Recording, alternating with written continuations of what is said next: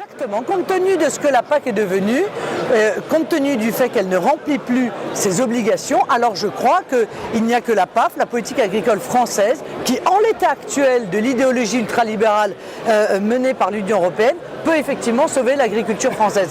Ouais, on compte sur vous avec les élections. Ouais. Vous pouvez. Salut les jeunes. Un accueil très chaleureux de la part des agriculteurs et surtout des éleveurs.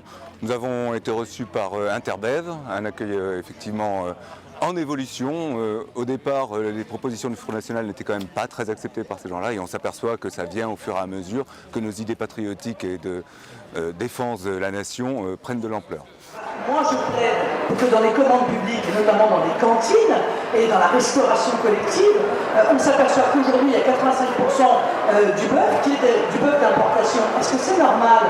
Moi, ma réponse est non. Il n'est pas normal que les impôts des Français ne servent pas à offrir, dans ce qui est payé avec les impôts des Français, des produits français. Donc commençons déjà par mettre en œuvre cela. C'est vrai que c'est interdit par l'Union européenne.